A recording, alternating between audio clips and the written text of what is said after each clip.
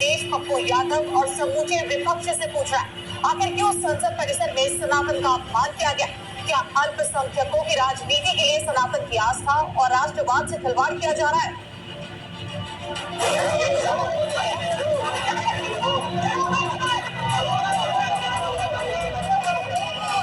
विपक्ष में पप्पू एक और दो नहीं है, पूरा विपक्ष ही पप्पू का बना है।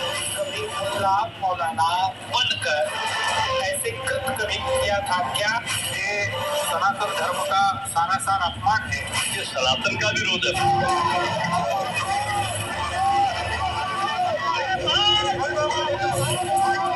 वोट बैंक के लिए सनातन के विरोध का जो बीज कांग्रेस ने बोया था, उस बीज को सींचने का काम अब निर्दलीय सांसद पप्पू यादव ने शुरू कर दिया है।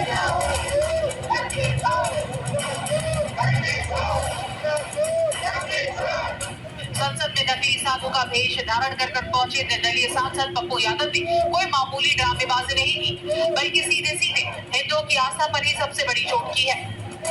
प्रधानमंत्री मोदी जी से, बीजेपी से, आरएसएस से लड़ते लड़ते भगवान में क्यों आ जाते हो?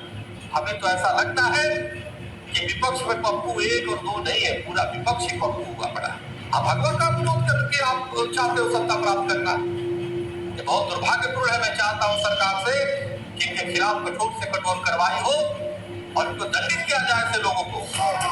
ये अपमान है भारत के इतिहास, संस्कृति और समाज को गढ़ने वाले साधु संतों का। किसी राजनेता नेता क्या माननीय सांसद कभी मुल्ला मौलाना बनकर ऐसे कृत कभी किया था क्या? राहुल गांधी हंस रहे, उस पर चंदा डाल रहे हैं, तीसरे तरफ तथा संतों का अपमान नहीं है। सनातन और हिंदुत्व का अपमान देकर कांग्रेस की कैसे बाँछें खिल गई है, इस तस्वीर को देखकर आप समझ सकते हैं।